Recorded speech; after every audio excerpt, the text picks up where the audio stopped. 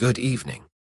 Tonight, we cross the Atlantic and rewind 2 millennia to observe the Celtic festival that will one day be rebranded Halloween. Our destination, northwestern Europe, a landscape of damp oak forest and scattered ring forts where the lunar calendar ends on the last sunset of October. Anthropologists call the rite Samhain, pronounced so-in, a 72-hour window when pastoral tribes shut down the grazing season and reboot the cosmic ledger. Climate data show nighttime lows near 4 degrees Celsius. Humidity hovers at 90, so any fire is both furnace and lighthouse. Archaeological strata from County Meath reveal thick charcoal layers dated precisely to this period, confirmation of ceremonial blazes large enough to consume whole tree trunks, and symbolically, the stored anxieties of an agrarian year. Roman observers later noted that locals bar the doors but leave the roofs open, an architectural paradox meant to welcome ancestral spirits while excluding corporeal wildlife, a practice echoed in medieval penitentials that list penalties for night walking in animal skins. Survival metrics for a modern visitor are bleak. No potable water infrastructure, 0 antibiotics, and a per capita violent mortality rate conservatively pegged at 15%. 1 star is generous. If this chronological field trip proves worthwhile, consider subscribing and dropping your present coordinates and local time in the comments. Dim ambient lighting now. A low, steady audio bed will follow. Our timeline begins at night, 3 a.m. 2,000 years before Rome would ever crown an emperor. A hilltop on the island the Romans will later call Hibernia, today's Ireland, lies silent beneath a sky so clear the milky moon looks close enough to touch. No cities, no roads, no written word, only peat smoke curling from low stone hearths and the lowing of cattle penned in earthen rings. Then, suddenly, every fire in every homestead is extinguished at once. Total darkness. You can almost hear hearts beating. Because tonight the wall between worlds is tissue thin and every soul, living or dead, knows the reckoning has come. This is Samhain, the Celtic New Year, the night when summer's sun is officially murdered by winter's knife and the gates of the Shire. The Hallow hills swing open. Drums begin, low and slow, like the earth itself clearing its throat. A priesthood in white robes steps from the black, faces streaked with the black soot of last year's bones. They are the Druid memory keepers of a people who trust only what can be sung, never what is written. In their raised right hands, they hold mistletoe cut by a golden sickle at moonrise. In their left, torches of pine soaked in animal fat that hiss and spit like cornered cats. They circle the great central hearth of Tara, where high kings will one day swear oaths on the Lir Fail, the stone that roars under rightful sovereigns. But tonight there is no king, only the terrified breath of a tribe awaiting verdict. One druid kneels, presses an ember of last year's sacred fire into a bed of oak shavings, and blows. A spark leaps, a collective gasp.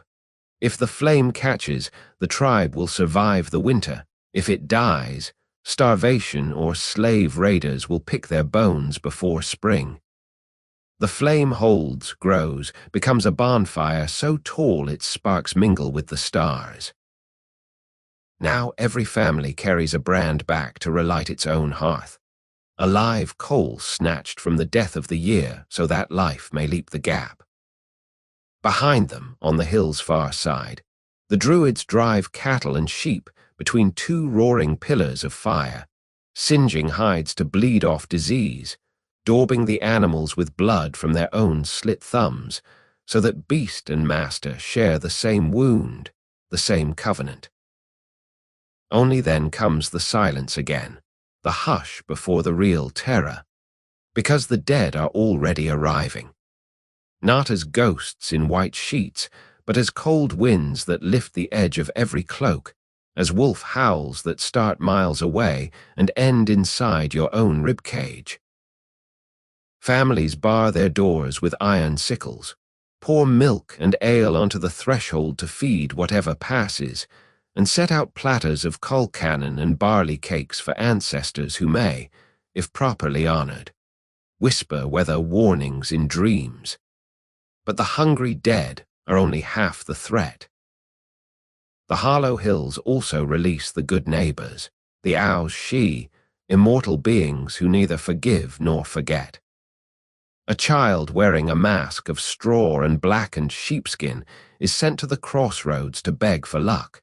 If the disguise succeeds, the spirits will mistake the living for one of their own and pass by. Fail, and the child may vanish, replaced by a changeling who never cries, never grows, never dies.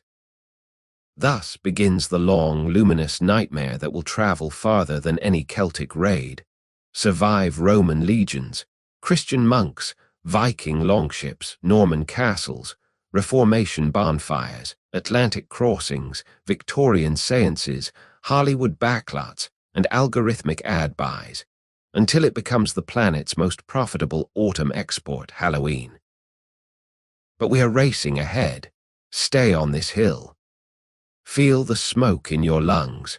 Watch the druid cast the last of the sacred grain into the fire, an offering to an oak god whose name no tongue will speak aloud. The grain pops, explodes like tiny kernels of thunder. That sound, that miniature detonation of life meeting death, is the seed of every firecracker that will ever frighten a cat on October 31. And when the final spark drifts to ash, the assembly does something unexpected. They laugh. Long, ragged peals of relief that echo off the Wicklow Mountains. Because terror, once survived, is the first draft of joy. That laughter, bitter, defiant, communal, will also travel. It will dress itself in papier-mâché, in rubber gore, in superhero spandex. It will ring across suburban streets lit by LED jack-o'-lanterns and security cams. It will be sampled in dance tracks and sold back to the descendants of those cattle herders for $6 billion a year. But none of that exists yet. Tonight, there is only the taste of wood smoke, the sting of frost on bare feet, and the certainty that the world has ended again, yet somehow the story continues. As centuries passed, the Celtic tribes would carry this night with them across the Rhine and into the Alps, south toward the marble cities of a republic they had not yet met, and west across the storm, tossed sea to an island that would one day export the festival back to the world as a plastic pumpkin full of miniature candy bars. But fate had other plans for Samhain, plans forged in Latin, sung in Latin, and eventually condemned in Latin. Across the ocean that Celts called the Sea of Darkness, a city on 7 hills was already sharpening its administrative blades. Rome had noticed the northern frontier, and Rome never noticed anything it did not intend to tax, enlist, or crucify. The legions came at the speed of infrastructure. First, the surveyors, gnarled Italians who could pace a mile to within a finger's breadth. Then the engineers swinging iron pickaxes, then the standards of the Roman 9 Hispana glittering like lethal suns above the bracken. By A.D. 43 Claudius's 4-legion task force waded onto the shingle of Rutupii, today's Kent, elephants trumpeting behind them like mobile mountains. They found islanders who painted themselves blue, filed their teeth into wolf points, and greeted the calendar's darkest night by extinguishing every flame. To Romans, fire was the state itself. Vesta's hearth in the Forum burned uninterrupted for 7 centuries. Extinguish it, and the Republic fell. So when scouts reported whole villages sitting in deliberate blackness at the end of October, commanders smelled sedition, not ceremony. Yet Rome never conquered a custom by murdering it outright. Rome annexed, renamed, and invoiced. Within 2 decades, the southern Britons wore togas in Colchester's Forum, but on the 31st night, they still shuttered windows and poured ale to the lairs of the threshold. Officially, they now called the day Pomona's Eve, after the Italian goddess of orchard fruit, whose symbol, an apple, fit neatly over the Celtic practice of barbing for winter stores.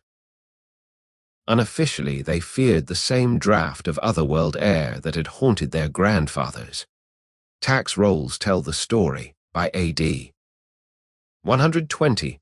A cohort from Syria garrisoned the fort of Vindolanda on Hadrian's Wall, and in the grain accounts one entry lists extra rations for night watch, 31 October, men frightened by wandering dead. Syrians, Celts, Romans, 3 continents of superstition huddled around the same northern fire. The empire's genius was synthesis. If you cannot stamp out a god, give him a laurel wreath and a seat in the pantheon.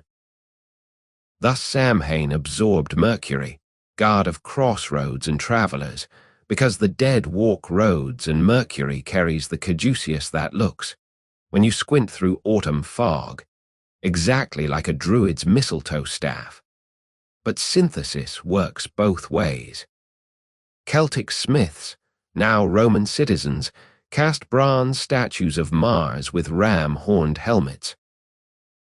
On the German frontier, legionaries nail apples to oak trees as October ends, a rite no drill manual authorizes. Centuries later, when Christian monks complain of pagani who still call the harvest feast the night of the apples, they are hearing Latin consonants wrapped around a Gaelic heart. Still, the festival's center of gravity shifts southward. In dusty Mediterranean towns where olive leaves rattle like dry bones, the last day of October becomes part of a 3-day block, Feralia, the Roman Day of the Dead. Lemuria, when restless spirits stalk the house. And Pomona, when girls bite suspended fruit to learn the initial of a future husband. Apples, ghosts, marriage divination, Celtic Samhain in a toga. Travelers on the Vire appear carry the hybrid east and west until the entire empire hums with a single low-frequency dread of the 31st sunset. Then the empire itself begins to die. In A.D. 410 Alaric's Goths throttle Rome's gates. 3 days later, the city's granaries burn brighter than any Samhain bonfire. Legions evaporate from Britain like morning mist, and the island reverts to tribal kings who remember how to extinguish lights. For a moment, it seems the old night will reclaim its original darkness.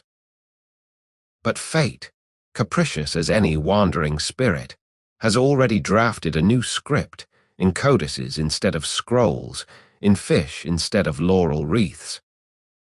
On the eastern fringe of the ruined empire, in the mud brick city of Patara, a boy named Nicholas is born. He will become a bishop, punch a heretic at Nicaea, and after death, evolve into the patron of sailors, children, and secret gift-giving. His feast falls on 6 December, but in the Low Countries children begin to parade in masks on the eve of St. Nicholas, demanding sweets. They carry carved turnips lit by coals, faces gouged to frighten the demon hand's trap.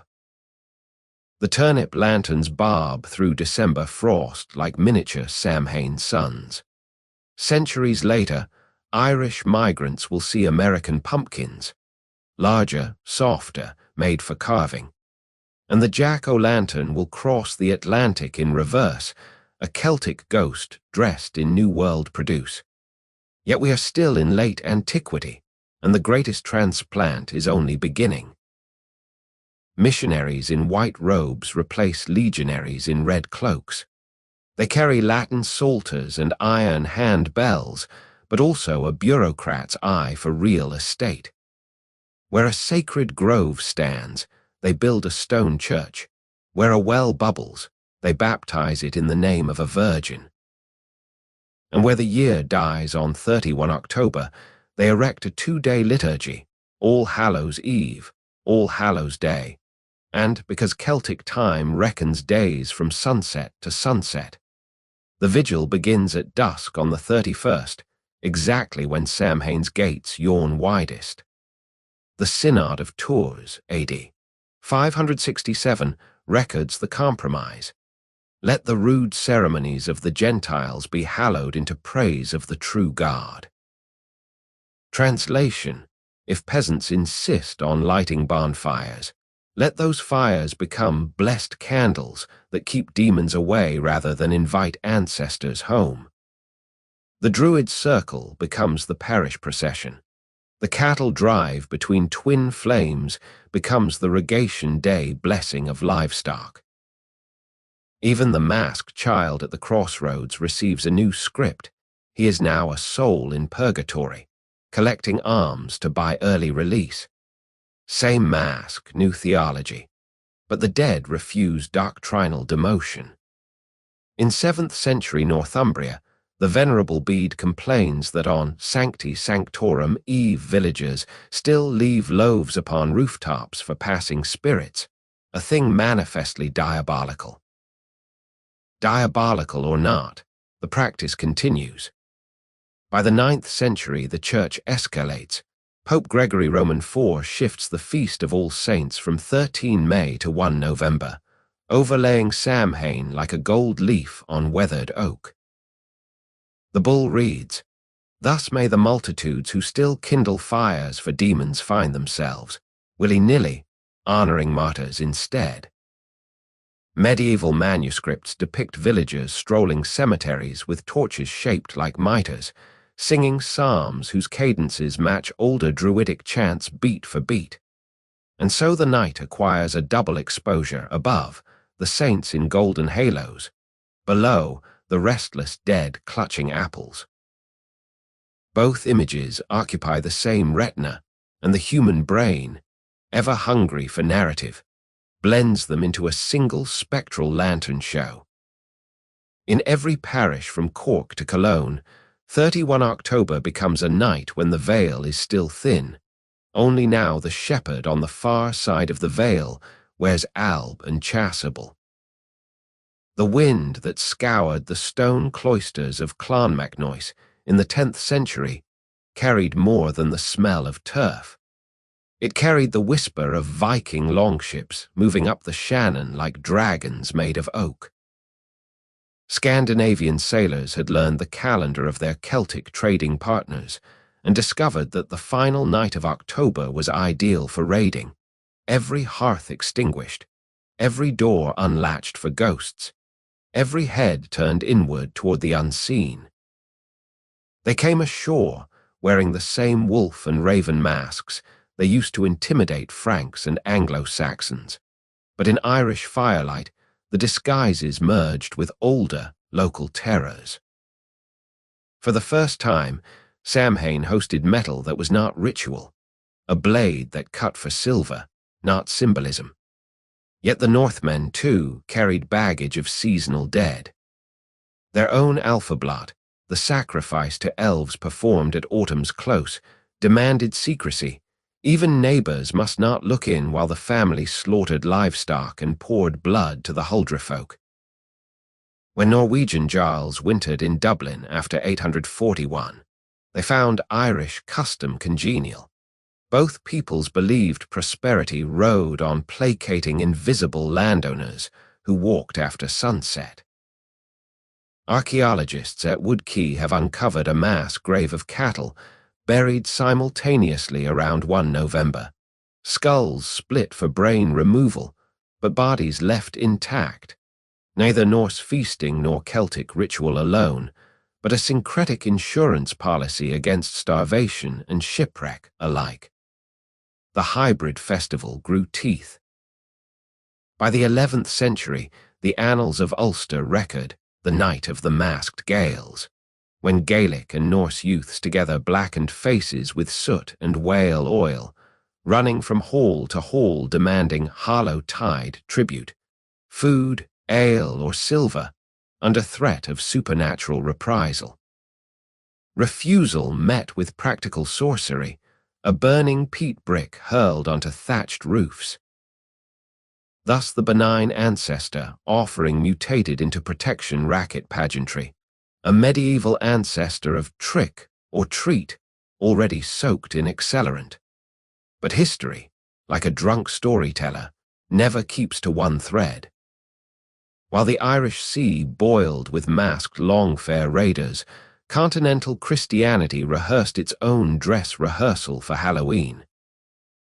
In the limestone cathedral schools of Chartres, masters lectured on the dies animarum, Day of Souls, using glass window allegory, saints in scarlet, demons in vert de gris, the wavering border between them exactly the shade of autumn twilight.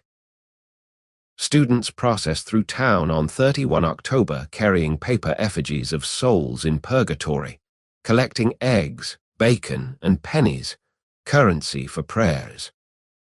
The Latin chant they sang, Dona Eis Requiem, drifted across the wheat stubble like a cold front, meeting the channel winds that would ferry it to England within a generation. 1066 provided the ferry. When William the Bastard's cavalry tore up the ridge at Hastings, they rode over fields where Saxon thegns had, only nights earlier, left honey cakes for wandering kinsmen. Norman clerics chronicling the conquest noted the coincidence. Angli in noct animarum demonibus cibum prebent. The English feed demons on the night of souls. William, ever the accountant, saw not damnation but debt. Within 2 decades, the Domesday Book lists Hallowtide tribute, owed to monastery barns. Every villein must deliver 1 goose and 1 bundle of wax for the vigil torches. What had been voluntary remembrance hardened into feudal duty, and the abbot's cellarer suddenly found himself the middle manager of ghost insurance. The 12th century turned the screw tighter. Theologians at the newly founded University of Paris systematized purgatory into a latitude-longitude of suffering. Popular imagination filled the grid with fire, ice, and iron hooks. Dramatists staged the first morality plays on cathedral porches, October being ideal, darkness fell early, and audiences already shivered. In The Harrowing of Hell, a masked Satan dragged sinners by chains while a gilt Christ burst through papier-mâché gates. When the play ended, the devil ran into the crowd, rattling chains for coin. Again, protection money wrapped in liturgy. Children learned early, give sweets to the monster or become part of the scenery. Meanwhile, medicine failed. The Black Death of 1347-51 killed so rapidly that consecrated ground could not absorb the bodies. Mass graves yawned open on 1 November, the feast of All Saints. Survivors could not distinguish plague dead from sacred relic. Both smelled the same. Fear mutated into masquerade. If death walks indiscriminately, perhaps costume could blur the target. Across Flanders and the Rhine, towns sponsored dance macabre processions on All Hallows' Eve, skeletons painted on living bodies, citizens pairing with corpses in a slow, jointed shuffle toward the cemetery. Chroniclers note that participants returned home lighter of purse, heavier of heart, having paid both death and municipal tax for the privilege of terror. The Church, hemorrhaging authority, responded with spectacle. In 1376, Pope Gregory Roman XI licensed the first sanctioned Dance of the Dead in Avignon, hoping to corral hysteria inside consecrated walls. Instead, he licensed a franchise, every parish from Lisbon to Lübeck, now hosted its own skeletal ballet. Entrance fee 1 silver penny. Proceeds split between priest and painter. Thus Halloween acquired its first commercial revenue stream, artists selling woodcuts of dancing cadavers to pilgrims who had survived another October. Yet the dead refused to stay decorative. 15th century grave robbing scandals. Bodies sold to medical schools in Bologna coincided with All Hallows vigils, when cemeteries lay unguarded while clergy prayed indoors. Villagers began posting sin eaters at cemetery gates, outcasts who, for a crust of bread and a mug of ale, would consume a meal over fresh graves, thereby absorbing the deceased's residual sins and keeping the corpse too spiritually bloated to walk. The sin eater's face, smeared with ash to signal otherworld traffic, became the first professional Halloween mask, paid, licensed, and reviled. And still the festival sailed westward. Basque fishermen crossing the North Atlantic, Facade took the custom of Noche de los Muertos Oscuros, lighting lanterns of whale oil on deck to guide the souls of sailors drowned the previous year. When they landed on the misty shores of Newfoundland around 1497, they found indigenous Bearthuk already burning fires at the close of autumn to honor their own dead. Two flame traditions met on rocky beaches, exchanged gestures, and merged without a single written treaty, an oral contract sealed in salt and fat. But the grand transplant had not yet begun. Back in London, Henry Roman VIII break with Rome in 1534 nationalized purgatory, chantries closed, their silver candlesticks melted into coin. Without institutional insurance, English villagers privatized fear. They went house to house on All Hallow, even offering to pray for the resident dead in exchange for food, an embryonic souling that Tudor bureaucrats recorded as a kind of beggary with hymns. When the hymn failed, the mask appeared, mummers in straw hats painted with skulls, rattling pots for ale. The transaction was explicit. We scare, you feed. Nobody's barn burns. By the time Shakespeare staged Macbeth in 1606, the three witches around their cauldron were not fanciful antiquities, but recognizable neighborhood nuisances. Cunning folk who sold prophecy for apples and ale on All Hallows' Eve. The bard's opening line, "When shall we three meet again?" was calendar-specific. 31 October, the one-night parliament and priest alike agreed the air was thick enough to cut with an athame. Audiences laughed because they recognized the appointment, and laughter, like smoke, seeks new chimneys. In 1620, a splinter of Shakespeare's audience, pilgrim separatists, loaded their terror of popish saints' days into the hold of the Mayflower and sailed west, hoping to starve Halloween of oxygen. Instead, they carried the ember across an ocean wider than any sea the Druids ever dreamed. The Atlantic in late October is a black hinge between two worlds. For 33 days, the Mayflower crawled west through fog so thick the sun appeared only as a bruised coin tossed into wet wool. Below deck, 102 Puritans lay in the stink of tarred rope and vomit, rehearsing arguments against popery. All Hallows' Eve came and went unmarked. No bell, no candle, no hymn, yet the date lodged in the ribs like a swallowed fishbone. When land finally rose on 9 November 1620, the elders recorded the sighting with grim satisfaction. They had slipped the calendar of Antichrist by 11 days. But calendars are elastic. Stretch them across an ocean, and they snap back like whips. The first winter killed faster than any plague. By March, burials on Coles Hill averaged one a day. The living could not spare energy to carve names on boards. When spring allowed, the survivors planted, but the ground remained a cemetery. That autumn, exactly 1 year after the unmarked Atlantic Halloween, rain rotted the meager harvest. Starving colonists saw spectral Indians walking the corn rows at dusk, tongues painted white, eyes hollow. William Bradford wrote, "We deemed them devils sent to mark our fasts." In truth, they were memories of All Souls processions, the brain cannibalizing childhood images when denied daylight sugar. The settlers responded the only way they knew, a public fast on 31 October, sermons from Revelation, and a doubled watch to ensure no one kindled papist fire. Thus, the first American Halloween was a negative, an absence celebrated with hunger and fear. But absence invites contraband.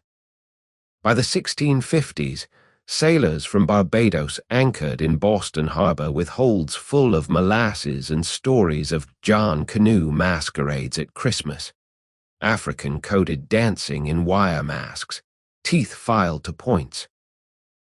Puritan magistrates fined the tars for reveling idolatry, yet the image of painted faces refused to drown. On waterfront alleys, apprentices began wearing soot-black visors on autumn nights, rattling sticks against shutters, demanding beer or mischief. Court records of 1659 list a cooper's boy sentenced to 10 lashes for frightening godly folk under pretense of antic custom. The custom had no name, but the calendar was exact, 31 October. The colonies multiplied faster than sermons could police them. In Maryland, founded for English Catholics, priests openly celebrated All Hallows with bell ringing and soul cakes.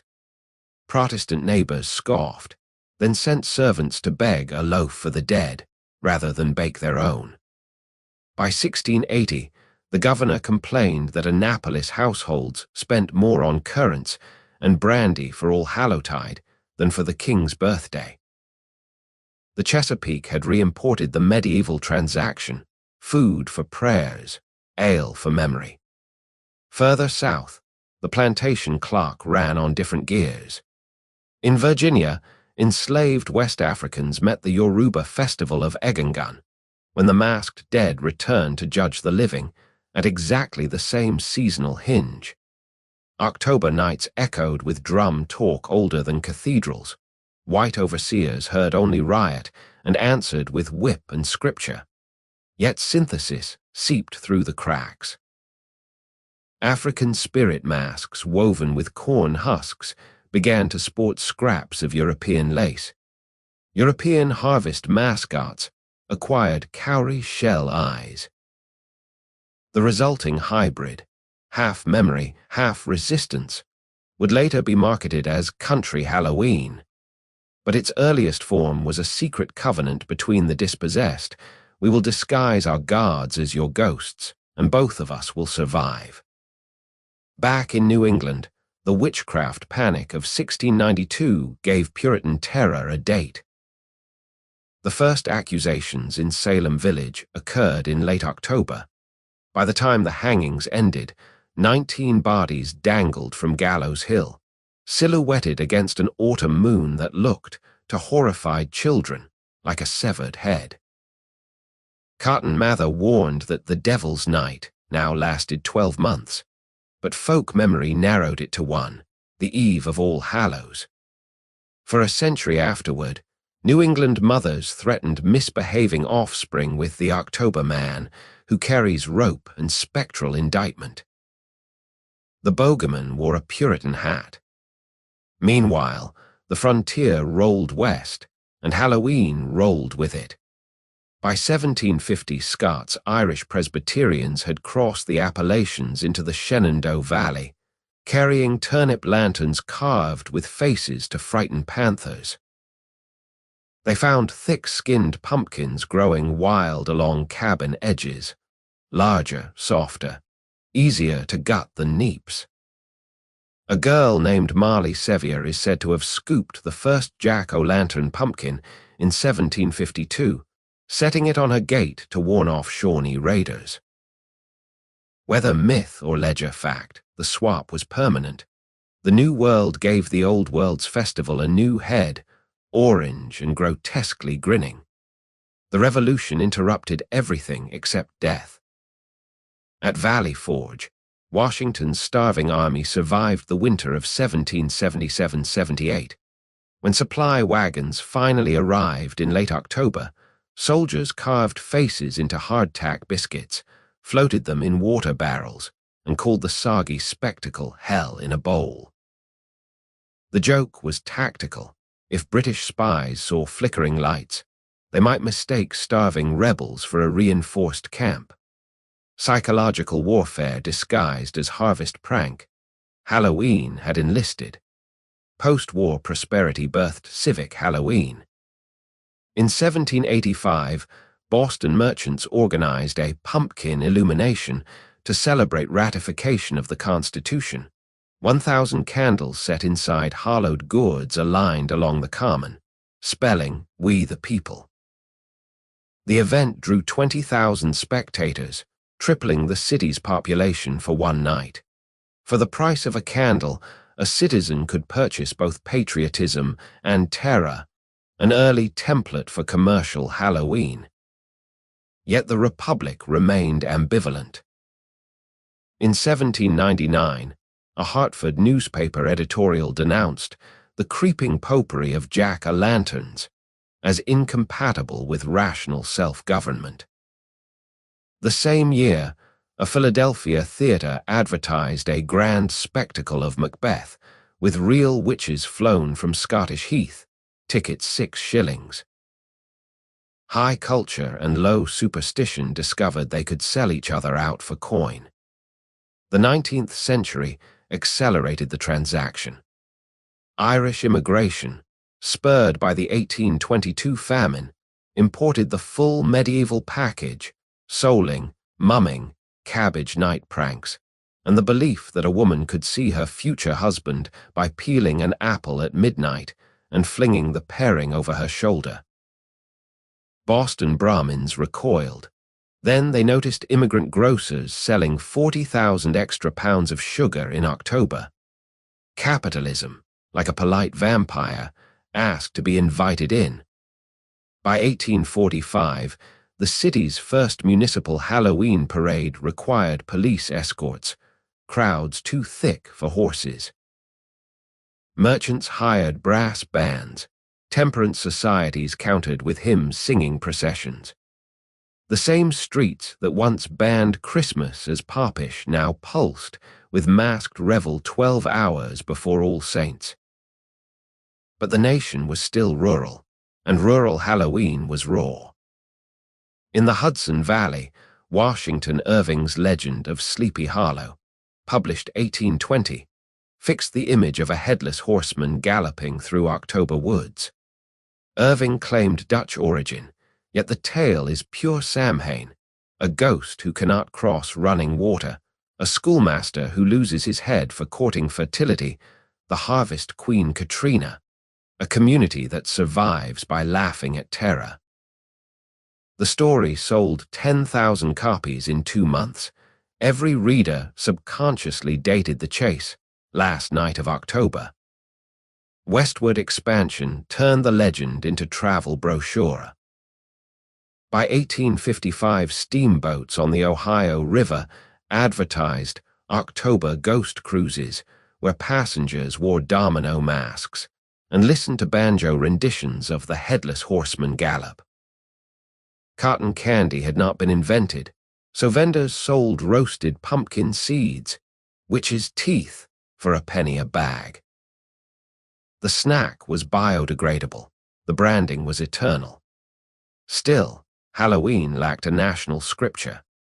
In 1863, with the Union bleeding, Sarah Josepha Hale, editress of Godey's Lady's Book, published an editorial urging families to celebrate a domestic All-Hallow Eve to bind the nation's wounds. She included a template, apple bobbing for peace, mirror gazing to envision a reunited country, pumpkin lanterns carved with stars and stripes. The issue sold 150,000 copies. Lincoln himself reportedly barbed apples with Tad in the White House cellar, though no diary confirms whether the president saw a vision of victory or merely a wet face. Reconstruction gave Halloween to children. The 1870s saw the first manufactured costumes, papier-mâché, witches' hats sold by Montgomery Ward for 29 cents. Mail-order catalogs offered Halloween in a box, masks, noisemakers, and a booklet of sanctioned pranks, ringing doorbells, swapping shop signs. Adults outsourced terror to the young, who accepted the franchise with entrepreneurial zeal. In 1874, the Chicago Tribune reported an army of 500 short devils marching on City Hall, demanding candy or chaos. The mayor surrendered 50 pounds of licorice. The precedent was set. By 1890, the festival had become big enough to attract enemies. The Women's Christian Temperance Union denounced Halloween as a schoolhouse for criminality, citing broken windows and soaped streetcar tracks. Reformers proposed harmless Halloween parties in church basements, cider, hymn sings, and biblical charades. But the street pulled harder. In Kansas City, newsboys formed Halloween clubs, collecting dues to purchase rotten eggs in bulk. In San Francisco, Chinese immigrant youths, barred from white fraternities, organized Moon Festival hijack, paper dragon heads repurposed for October mischief. Halloween was becoming a union of the marginalized, a night when social hierarchies turned as soft as overripe squash. The 20th century loomed, and with it, the assembly line. In 1902, the Basel Company of Pennsylvania printed the first die-cut cardboard decorations, black cats with arched backs, witches riding telephone wires instead of broomsticks. Sold for a nickel at 5 and dimes, the images were flat, but they traveled farther than any druid's torch, by rail, by wagon, by Sears catalog post. A Kansas farm girl could tape the same witch to her window as a Brooklyn tenement boy. For the first time in 2 millennia, Halloween looked identical from Tara to Topeka. The assembly line did not merely print decorations, it printed time. In 1906, the Basel factory ran 3 shifts through October, guillotine blades clacking like mechanical jaws, turning out 100,000 cardboard jack-o'-lanterns a day. Each sheet smelled faintly of coal smoke and aniline dye, an industrial incense for a new century. By Halloween night, those flat orange faces glowed in the windows of claim shacks from the Dakotas to the Mexican border, lit by kerosene lamps that hissed the same way peat fires once hissed on Druid hilltops. The icon had traveled 4,000 years in a freight car. Yet the festival still lacked a national anthem. In 1912, a Tin Pan Alley songwriter named Ernest Brewer patched together a foxtrot called The Halloween Rag, lyrics stuffed with black cats, broomsticks, and a chorus that invited listeners to shake your bones on All Hallows Night. Victrola discs spun it from Kenai Island dance halls to Iowa church basements. Within 12 months, sheet music sales topped 300,000 copies. For the first time, Halloween had a soundtrack, mechanical, repeatable, as inescapable as the drone of the dead. World War, I interrupted the dance. In 1917, the U.S. Food Administration urged families to abandon wasteful Halloween parties. Sugar rationing clipped the wings of homemade taffy. But war also globalized terror. American doughboys in France witnessed the French celebration of La Toussaint, cemeteries blazing with candle jars called Mort's lights, and carried the image home alongside trench nightmares. A Kansas private wrote to his sister, "The whole Western Front looks like your Halloween window, only the candles are souls and the glass is shell-shattered." The letter was reprinted in county newspapers, readership 2 million. Horror had found industrial scale. Returning veterans brought back more than memories. Gas mask canisters, black and bulbous, became instant costumes. Army-issue mess tins doubled as noisemakers when beaten with entrenching spoons. In 1920, New York City recorded 1,400 broken streetlights on Halloween night. Boys using military surplus slingshots. The police department, swollen with ex-sergeants who had led night raids in the Argonne, responded with trench tactics, barbed wire around precinct stations, searchlights sweeping Washington Square. The first modern Halloween riot was a reenactment of armistice chaos, performed by children too young to vote. The temperance movement tried moral enclosure. The Women's Christian Temperance Union printed 5 million pledge cards reading, "I will not trick. I will treat my neighbors with Christian courtesy." Children were instructed to exchange the cards for apples. Within a week, urban fruit vendors jacked Rome beauties to 8 cents apiece. Capitalism, again, drank the punch and sold the cup. Radio knit the continent into a single dark auditorium. In 1923, NBC broadcast The Witching Hour, a coast-to-coast variety special featuring a live seance from the Knickerbocker Hotel. The Medium, a Detroit matron named Mina Crandon, produced ectoplasm that studio engineers later admitted was butter muslin soaked in phosphorescent paint. 12 million listeners tuned in. Switchboards crashed when callers tried to confirm the devil's voice on the frequency. The Federal Radio Commission opened its first obscenity investigation, Government Halloween, bureaucratized, but the festival needed a metropolis worthy of its ambitions.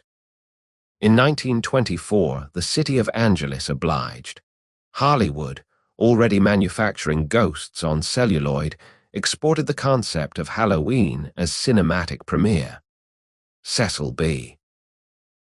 DeMille rented the entire Los Angeles Coliseum to stage the Feast of All Nations, a pageant with 3,000 extras in historically inaccurate costumes, Egyptian priests, Norse valkyries. And because DeMille never missed a trend, druids brandishing cardboard sickles under searchlights dyed orange by gels. The event drew 60,000 spectators. Newsreels carried the footage to Midwestern theaters, teaching small-town audiences that Halloween should look like $1 million set. The following year, 1925, saw the first recorded instance of trick or treat in its modern phrasing. A Canadian newspaper, the Alberta Herald, reported that Calgary children trooped door to door demanding tricks or treats, having learned the formula from American radio dramas. The phrase crossed the border faster than bootleg whiskey, and by 1927, Denver police noted an epidemic of trick or treat banditry involving eggs, soap, and the occasional live chicken stuffed down a chimney. Then came the crash. 1929's Black Tuesday sucked disposable income out of October. Store-bought costumes shrank back into homemade sheets. Charity organizations warned that apples with razor blades might be the only treat poor families could afford. Yet deprivation sharpened ingenuity. In Cincinnati, a Shriners Lodge staged Beggar's Night, encouraging children to perform jokes, songs, or recitations in exchange for pennies, an early fusion of busking and begging that taught kids capitalism's golden rule, entertain or starve. Chicago provided the decade's bloody punctuation. On 31 October 1929, Exactly 24 hours after the stock market folded, Al Capone's South Side gang, dressed as policemen, and gunned down 7 members of Bugs Moran's North Side crew in a Clark Street garage. Newspapers christened it the St. Valentine's Day Massacre, but locals called it the Halloween Hit, noting the killers wore stolen patrolman uniforms, costume as camouflage. The association stuck. Halloween became the night when identity itself was a loaded weapon. Radio responded with moral panic. In 1931, the National Association of Broadcasters banned gruesome sound effects on Halloween programs, citing juvenile delinquency. The edict lasted exactly 1 year. Sponsors discovered that Ovaltine sales spiked 18% during shows featuring creaking doors and werewolf howls. The market had spoken. Fear sold warmer than cocoa. The federal government, desperate for tax revenue, looked the other way while gangsters franchised haunted houses. In 1933, Brooklyn's Palisades amusement park opened the Catacombs, a wooden maze rigged with air hoses that blasted women's skirts upward, combining erotic and uncanny thrills for $0.25 a ticket. Fire inspectors noted extreme flammability. Patrons noted extreme profitability. The template, dark corridor, surprise burst, monetary extraction, would migrate from Kenai Island to every strip mall horror attraction for the next 90 years. Yet Halloween still lacked the visual shorthand it would need for global conquest. In 1934, Walt Disney released the cartoon, The Skeleton Dance. 4 white-boned figures jitterbugging through a graveyard at moonrise, scored by St. Saëns' Dance Macabre. Children who had never seen an actual skeleton laughed at the synchronized clatter. The image of the grinning skull became cuddly. Merchandisers pounced. By 1937, Woolworths sold skelly masks for 10 cents, manufactured from the same molded rubber used for gas mask gaskets. Military-industrial complex repurposed for play. World War II completed the metamorphosis. Sugar rationing returned, but nylon stockings became scarce first. Women drew fake seams down their calves with eyebrow pencil. When Halloween 1942 arrived, resourceful teens painted skeletal bones on the back of blackout suits, costume and civil defense in one garment. The Office of War Information distributed posters, "Dim your jack-o'-lantern, loose lips sink ships." Even the dead were told to observe curfew. Post-war prosperity detonated like a fireworks factory. In 1946, the first commercially molded plastic costumes rolled off presses in Akron, Ohio.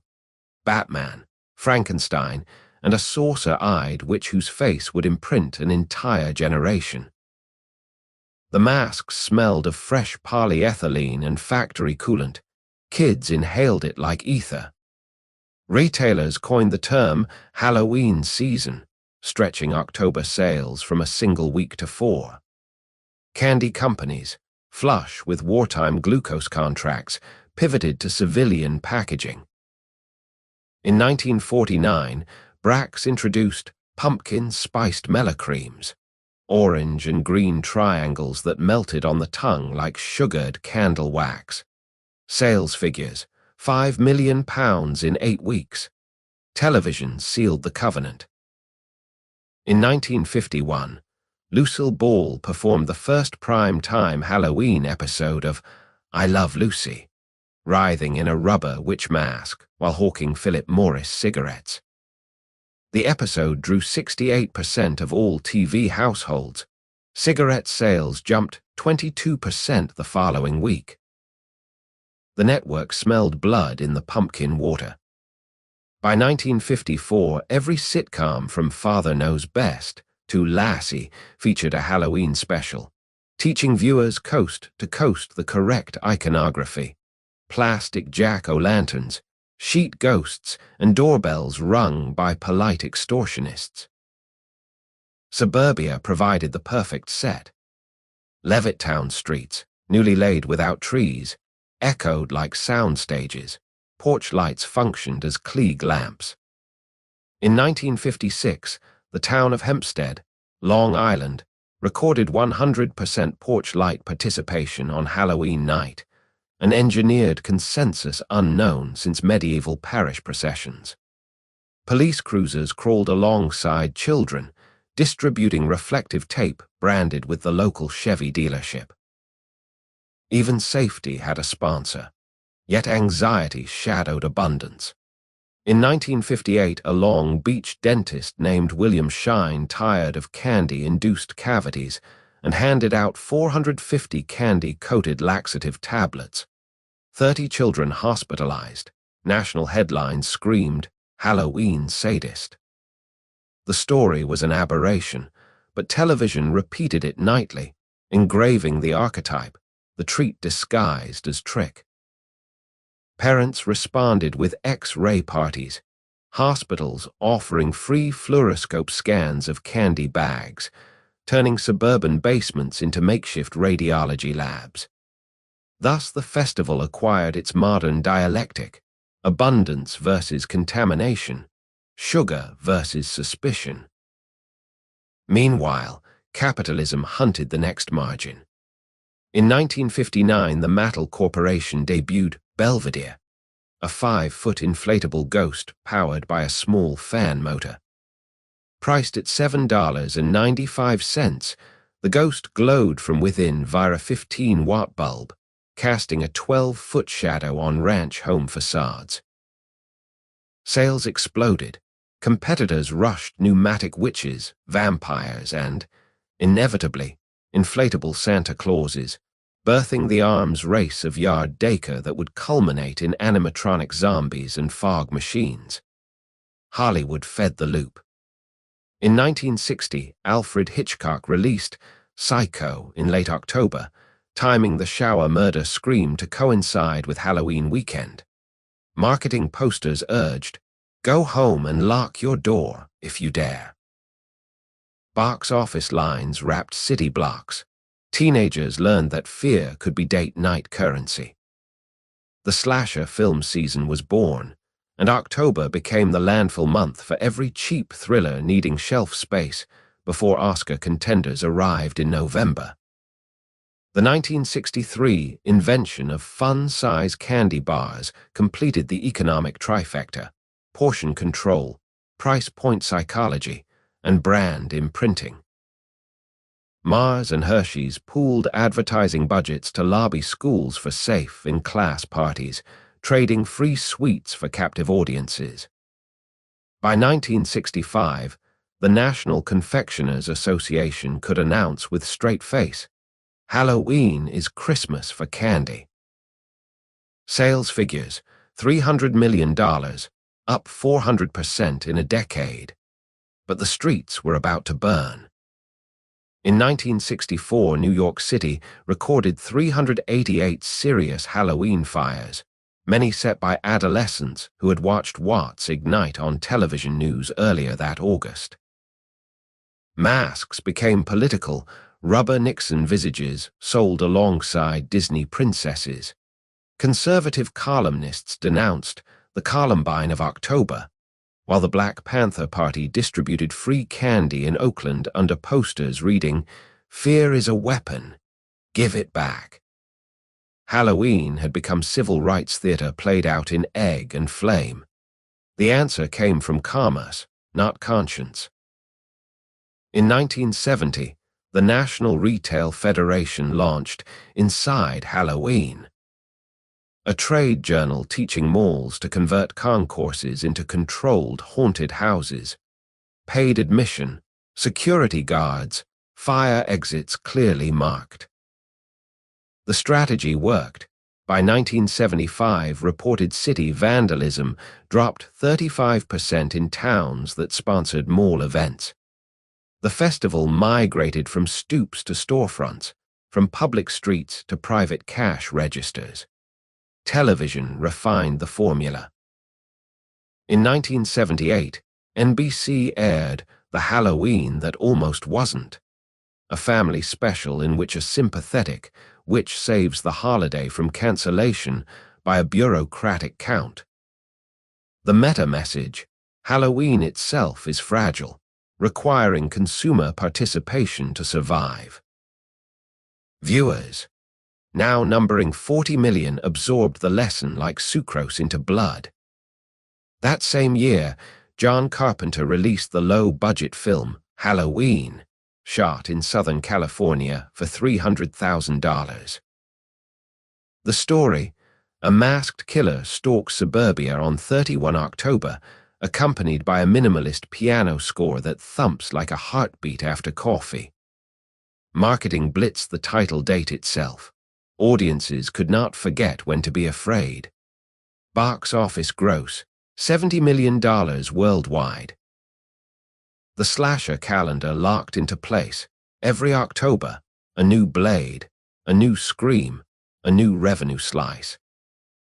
By 1982, the National Retail Federation tracked Halloween as a separate economic indicator. Sales broke $1 billion. Candy, costumes, decorations, media. The festival had become a Fortune 500 sector, employing more Americans than copper mining. Political candidates wore hard hats at Labor Day parades and vampire fangs at October fundraisers.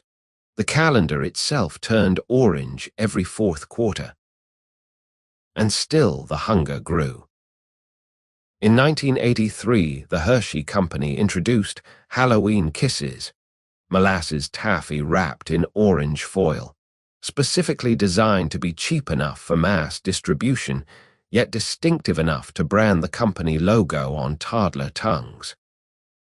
Production lines in Lancaster, Pennsylvania, ran 24 hours a day from July to October, churning out 2 million pieces daily. Warehouse walls echoed with the thud of automated dropping, a mechanical heartbeat feeding a national sweet tooth. The holiday went academic. In 1985, the University of Wisconsin offered the first accredited course on Halloween and American popular culture, enrollment capped at 300, filling in 24 hours. Required reading included turnip folklore, Freud's essay on the uncanny, and industry profit reports. Scholars noted that spending per capita had doubled every 5 years since 1960, an exponential curve unmatched by any national holiday except Christmas. The classroom itself became marketing research.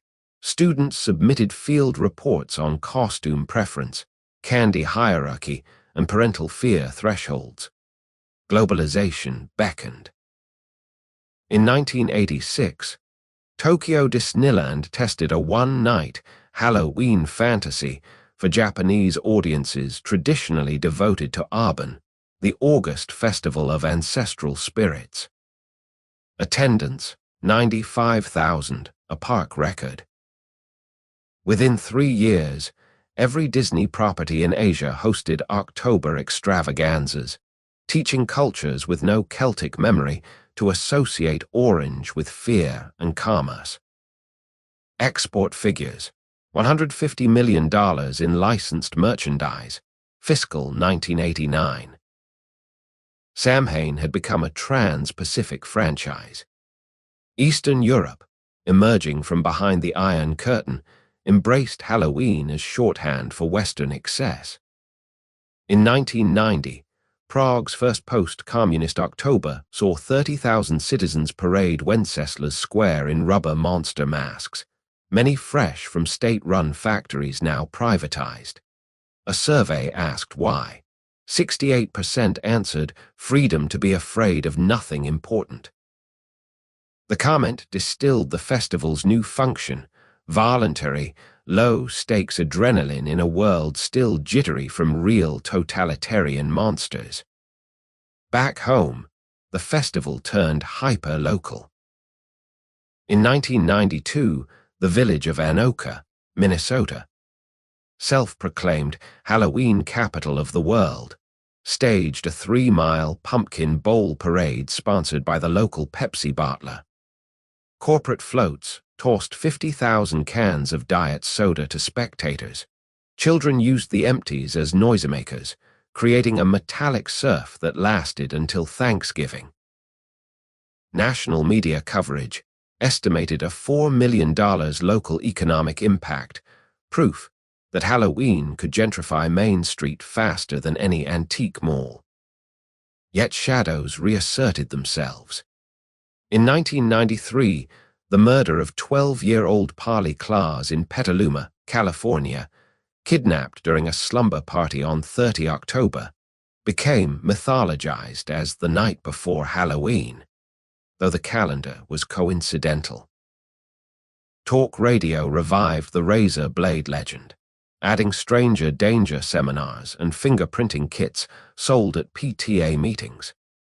Sales of clear plastic candy inspection bags spiked 300%. Tupperware introduced a pumpkin seal lid guaranteed to reveal tampering. Fear had found a new commodity wrapper. Hollywood reciprocated. In 1996, Scream opened on 20 October, earning $163 million by satirizing the very slasher tropes it exploited. The film's poster featured a distorted ghost face mask that became the decade's best-selling costume, shifting 1.2 million units at Kmart and Walmart.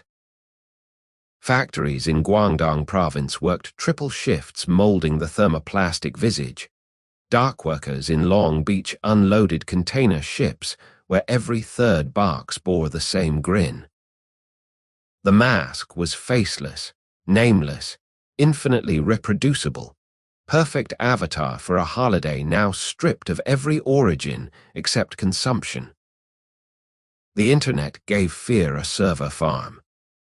In 1999, Snopescom logged 400 separate urban legends tied to Halloween: poisoned pixie sticks, LSD tattoos, kidnappers dressed as clowns. Each rumor generated email forwards in the millions, driving ad impressions for fledgling .coms that sold everything from security cameras to gluten-free candy. Clicks became the new soul cakes. Data brokers harvested anxieties faster than any medieval sin-eater, and still the ledger climbed. In 2000, the National Retail Federation announced Halloween sales of $3.3 billion, surpassing Easter for the first time. Commentators coined the term secular Christmas, noting that both holidays now required identical infrastructure, themed music, seasonal aisles, pop-up stores. The difference? Halloween carried no obligation to family harmony, only the imperative to feel briefly, deliciously afraid. Then came the towers. September 11, 2001, detonated national nerves 6 weeks before Halloween. Retailers braced for cancellation. Instead, Americans doubled down. Sales rose 7% over 2000, driven by rescue hero, costumes, and flag-themed porch lights. The festival had become emotional ballast. When reality grew too terrifying, citizens escaped into manageable, market-tested dread. Firefighter helmets outsold vampire fangs for the first time since 1945. The mask, once again, absorbed history's concussion. The 21st century arrived wearing a motion capture suit and a barcode on its forehead. In 2003, the National Retail Federation logged Halloween sales at $5 billion, double the figure from 2000, a growth curve steeper than any .com unicorn. Analysts coined the phrase recession-proof escapism, noting that even after the Iran bankruptcy and the Iraq invasion, Americans still spent an average of $45 per capita on outfits designed to be worn once, and photographed forever. The holiday had become a national panic room. Step inside, zip up, post to Friendster. Fear compressed to 72 dpi. Social media turned terror into feed. In 2004, a University of Michigan sophomore named Chris Burkett uploaded a 43-second clip titled "Pumpkin Explosion Fail" to a fledgling platform called YouTube. The video, an uncarved gourd stuffed with firecrackers, registered 2 million views in 48 hours, earning Burkett $800 in AdSense revenue and birthing the genre of Halloween stunt content. By 2006, YouTube's October traffic spiked 60% above baseline, driven by amateur haunt walkthroughs, costume montages, and slow-motion candy spills. Google's algorithm learned to associate orange with engagement. Advertisers learned to pay premium CPMs for anything tagged spooky assassin. The dead had become influencers. Big box retail engineered the supply chain of nightmares. In 2007, Home Depot dispatched buyers to Shenzhen with a single mandate: create a 12-foot animatronic skeleton that retails under $300 and ships flat pack. Chinese factories responded with steel-reinforced plastic bones, servo motors originally designed for automobile side mirrors, and a microchip that cycled through 3 phrases in a voice somewhere between Boris Karloff and your grandfather on a respirator. The SKU landed in August, sold out by September, and reappeared on eBay in October at $1,200, an arbitrage opportunity worthy of Wall Street. By 2010, Home Depot's Halloween aisle generated higher margins than its Christmas lighting department, proving that fear, properly merchandised, outperforms hope. Hollywood pivoted to seasonal television. In 2009, ABC premiered the Halloween episode Industrial Complex. Every sitcom, procedural, and reality show mandated to produce a themed installment between 15 October and 1 November. Advertisers paid 20% premiums for spots adjacent to costumed characters. Writers mined 3,000 years of folklore for 22-minute arcs culminating in candy corn reconciliation. The formula metastasized to streaming. Netflix's 2013 data revealed that horror comedies set on Halloween enjoyed 2.3x completion rates versus generic slasher fare. Viewers craved the comfort of calendar specificity. Algorithms green-lit entire seasons of content, whose only narrative requirement was a pumpkin visible in frame every 8 minutes. Meanwhile, the haunt attraction evolved from church basement to theme park subsidiary. In 2011, Universal Studios Florida launched Halloween Horror Nights 21, a 90-acre immersion that included a Samhain scare zone where actors dressed as Celtic druids hissed faux Gaelic at tourists clutching $15 cups of witch's brew, green dyed Mountain Dew. Revenue for the 6-week event, $70 million, more than the studio netted from the domestic release of its spring romantic comedy. Corporate annual reports now listed Q4 seasonal experiences as a profit silo alongside theatrical box office and cable licensing. The ancient night around the bog fire had become a line item in Comcast's 10K filing. Instagram gave everyone a haunt to curate. In 2012, the hashtag Halloween generated 1.2 million posts. By 2015, the number exceeded 25 million, outpacing Easter, Hanukkah, and Earth Day combined. Influencers staged pumpkin patches on Brooklyn rooftops, trucking in bales of hay and $300 heritage gourds that never saw soil. Sponsored content followed: REI plaid shirts, UGG boots, artisanal caramel apples dipped in fair trade chocolate. The festival became a lifestyle brand, autumn's answer to Coachella, only colder, cheaper, and with better filters. The algorithmic feedback loop accelerated cultural forgetting. A 2016 survey by the History Channel, itself now majority owned by Disney, found that 68% of American teenagers believed Halloween originated with the movie Hocus Pocus. Only 4% could connect the holiday to Samhain. Knowledge collapsed into content. Content collapsed into merchandise. Merchandise collapsed into overnight shipping. Two-day Prime delivery became the new liminal threshold, between impulse and gratification, between life and the afterlife of cardboard packaging. Global contagion proved unstoppable. In 2017, Tokyo's Shibuya district closed to vehicular traffic on 31 October for crowd control.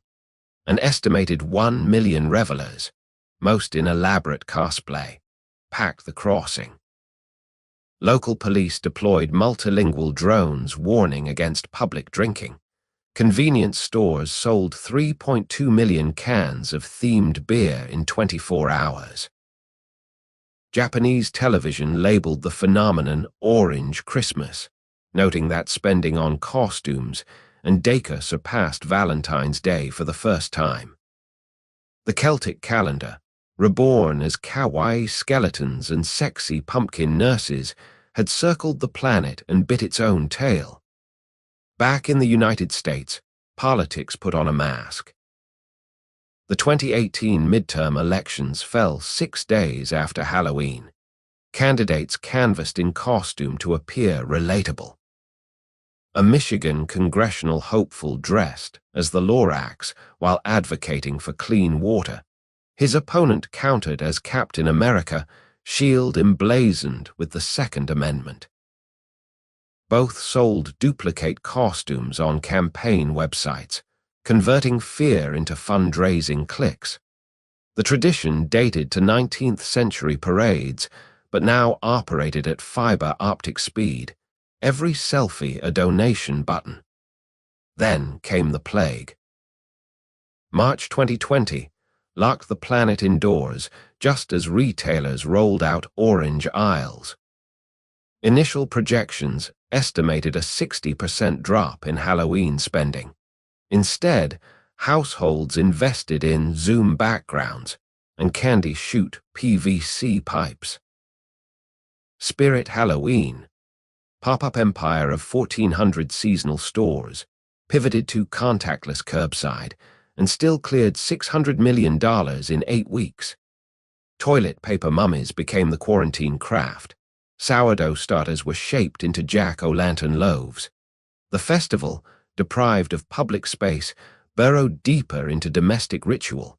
Samhain around the router, ancestors summoned via FaceTime. TikTok democratized special effects. In 2021, the platform's Halloween 2021 hashtag generated 13.5 billion views, driven by 15-second clips of DIY transformations. Contour makeup that turned suburban dads into demonic clowns. LED projectors that bathed ranch houses in swirling ghosts. Candy dispensers rigged to robotic arms. Average cost per viral clip, under $30. For the first time in history, the spectacle economy belonged to teenagers with ring lights and thrift store glue guns. The Druids' sacred mistletoe had become a $6 tube of spirit gum. Corporations monetized the metaverse. In 2022, Meta's Horizon Worlds launched Halloween Haunted Mansion, an NFT-gated experience where users paid 0.3 ETH, approximately $400, to wear exclusive digital skins. Vampire Gucci, Ghost Balenciaga. Scarcity was artificial. Ghosts were copy-paste. Ownership existed only on a blockchain ledger. Sales volume for the 10-day event, $18 million. Pure pixelated profit, carbon footprint undisclosed. The veil between worlds now ran on AWS servers cooled by Oregon River water. Environmental pushback arrived dressed as itself. A 2023 report by the nonprofit Rubicon revealed that 83% of Halloween costumes were petroleum-based, destined for landfill by 15 November. The industry responded with Rent the Runway for Witches. Biodegradable garb delivered in reusable totes, complete with prepaid return labels. Subscription boxes promised ancestral carbon offsets, planting a tree in Madagascar for every sexy pirate shipped. Guilt, too, had found its upsell. Meanwhile, supply chain disruptions, lingering fallout from global lockdowns, created the Great Pumpkin Shortage of 2023. Heavy rains in Illinois, the state that grows 40% of the world's carving squash, cut yield by a third, prices tripled. Enter the 3D printed pumpkin, cornstarch-based filament dyed orange, sold with LED tea lights and a QR code linking to a Spotify playlist of crackling fire sounds. Retail cost, $19.99, reusable indefinitely. The sacred good had become a downloadable file. Horror, once seasonal, turned ambient. Streaming algorithms now curate Halloween channels year-round. Horror podcasts top weekly charts. True crime docuseries premiere every Friday the 13th. The festival bleeds across the calendar like a wound that refuses to scab. Analysts predict that by 2030 Halloween spending will exceed $15 billion in the United States alone, more than the annual budget of the National Institutes of Health. We are, in effect, medicating ourselves with managed dread, and still the ancient pulse beats. On 31 October 2024, a group of neo-druids gathered on Tara Hill at dusk. They extinguished their phones, lit a single peat fire, and poured milk onto the threshold of the horizon. No live stream, no hashtag, no sponsor. For 12 hours they stayed in darkness, listening to wind that carried neither notification chimes nor diesel engines, only the same whisper that once warned Celtic herders winter was coming. At dawn, they relit their hearths from a common brand and walked home unseen. No revenue was generated, no content created. Somewhere between the first spark and the last wisp of smoke, the $6 billion industry remembered it was still afraid of the dark. The horizon always begins behind you. At 12:01 a.m. 1 November 2024, the neon Costco parking lots flicker off row by row, the orange floodlights surrendering to the sodium hum of everyday commerce. Registers spit their final receipts, $6.37 billion in 24 hours, a new record, equivalent to the GDP of Fiji, exchanged for corn syrup blood bags and inflatable 12-foot reapers, whose motors sigh into stillness. Somewhere in Ohio, a father wrestles a collapsible skeleton back into its coffin box, plastic metatarsals snapping like frozen twigs. In Oregon, a mother pours the last of the trick, or treat M&M tickets, into a ceramic jar labeled Mom's Survival Stash, sealing the lid on a ritual older than her surname. The continent exhales, and the veil, whatever that membrane of fear and wonder ever was, appears to reseal itself for another year. But the calendar is a lie we agreed to keep. In the cargo hold of a container ship already 20 miles off Long Beach, 40,000 molded plastic skulls wait for next July, when the algorithms will whisper 90-day seasonal ramp, and the cycle will lurch awake like a reanimated corpse hooked to a servo motor. The skulls do not know they are merchandise. They know only the dark, the salt breath of the Pacific, and the low harmonic of engines that never quite stop. They dream, if plastic can dream, of candlelight and the wet flick of child tongues testing synthetic blood capsules. They dream of belonging. We are not so different. The documentary that began on a wind-scoured Irish hill ends here, in the fluorescent afterlife of a festival that learned to manufacture its own ghosts rather than wait for the dead to show up. Every age gets the Halloween it can afford. Stone Age villagers got embers that decided whether they starved. Medieval burghers got cathedral tableau pricing sin at a penny a soul. Industrial Victorians got machine-pressed postcards of dead robins. Post-war Americans got nylon costumes flammable as desire. Digital citizens get augmented reality demons that wave back from the screen and ask only for our location data in return. The transaction evolves, but the heartbeat, terror survived, translated, sold back to us at markup, remains the same drum the druids heard when they blew on the first coal of winter. Consider the numbers one last time, not as statistics, but as candle stubs. 2.7 billion pounds of pumpkins grown annually, enough to feed every food-insecure child in North America for 3 months, instead carved into faces and left to liquefy on porches. 12,000 shipping containers of polyester costumes that will exist longer than the civilizations that designed them. Microfibers drifting toward oceanic garbage patches named like mythic kingdoms. Great Pacific, Sargasso of the forgotten sexy nurses. 300,000 tons of candy wrappers, metallized plastic fused to paper, impossible to recycle. Each square inch printed with trademarks registered in Delaware boardrooms where no October ever enters. 1 hour, the average American adult attention span for fear, according to a 2023 MIT study, exactly the length of a network horror special including commercial breaks. We have turned the thinning of the veil into a supply chain optimization problem. And yet, listen, the wind still rises. On the same night, the cash registers cool. A different sound drifts across Tara Hill.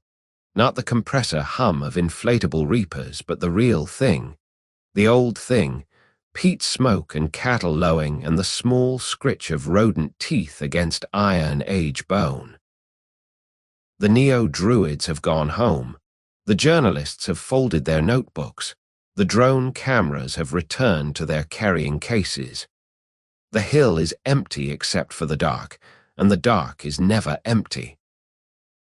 Somewhere beneath the gorse roots, a coal that has been waiting since 500 BC remembers the first human who knelt, blew, and asked for mercy. It does not know the price of a fun-size Snickers.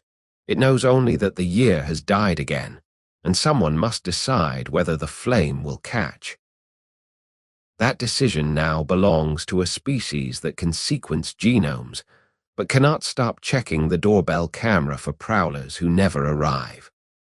We are the first culture to live stream our nightmares, the first to charge admission to our own subconscious, the first to export the fear of death in shipping containers while outsourcing actual dying to time zones we never visit.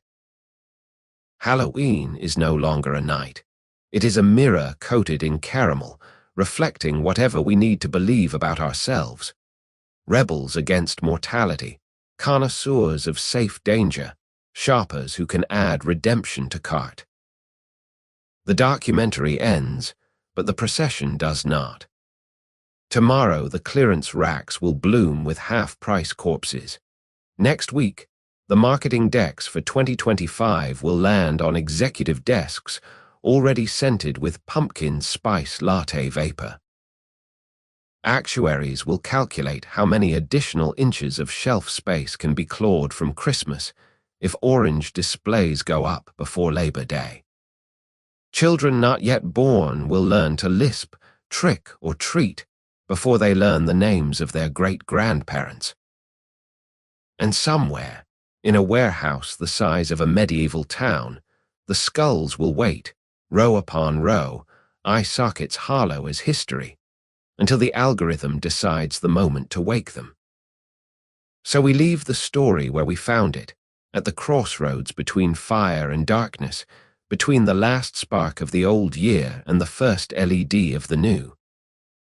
The Celts believed that on this night every choice echoed for 12 months. We believe that every click trains the recommendation engine for 12 more seconds. Both are true.